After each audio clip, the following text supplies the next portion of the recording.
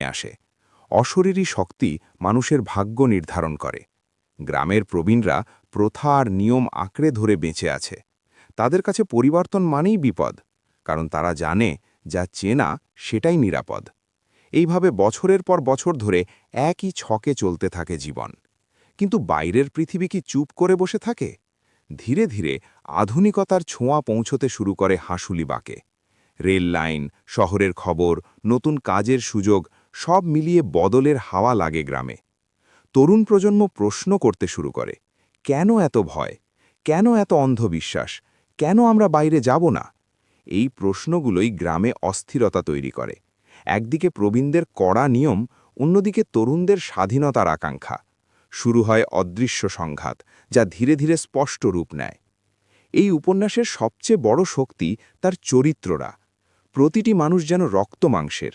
তাদের মধ্যে আছে ভয়, প্রেম, ঈর্ষা, রাগ আর বেঁচে থাকার তীব্র ইচ্ছে।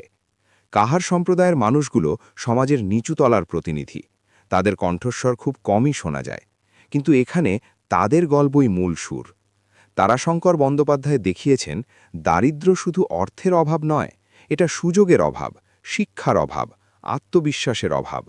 তবু এই মানুষগুলোর ভেতরে আছে গভীর মানবিকতা। তারা ভালোবাসে, স্বপ্ন দেখে, আবার ভয়ও পায়। পরিবর্তন যখন সত্যিই দরজায় কড়া নাড়ে, তখন কেউ তাকে স্বাগত জানায়, আবার কেউ প্রাণপণে ঠেকানোর চেষ্টা করে। গ্রামের ভেতর বিভাজন তৈরি হয়।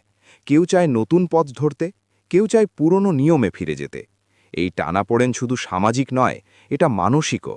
কারণ মানুষ যখন তার চেনা জগৎ হারানোর আশঙ্কা করে, তখন সে সবচেয়ে বেশি ভয় পায়। হাঁসলিবাগ ধীরে ধীরে বদলাতে থাকে, আর সেই বদলের সাথে বদলে যায় মানুষের সম্পর্ক, বিশ্বাস আর জীবন দর্শন। এই উপন্যাস আসলে একটা প্রশ্ন ছুড়ে দেয় আমাদের দিকে। পরিবর্তন কি সবসময় মুক্তি আনে, নাকি সে ভেঙে দেয় পরিচিত আশ্রয়? আমরা কি সত্যিই নতুনকে গ্রহণ করতে প্রস্তুত, নাকি আমরা ভেতরে ভেতরে ভয় পাই? হাঁসুলিবাকের গল্প হয়তো একটি নির্দিষ্ট সময় আর গ্রামের কথা বলে, কিন্তু এর বার্তা চিরকালীন। আজও যখন সমাজ বদলায়, পুরনো আর নতুনের সংঘর্ষ হয়, তখন এই উপন্যাসের কথা মনে পড়ে যায়। হাঁসুলিবাগ শুধু একটি স্থান নয়, এটা আমাদের মানসিকতার প্রতীক, আমাদের ভয় আর সাহসের প্রতিচ্ছবি।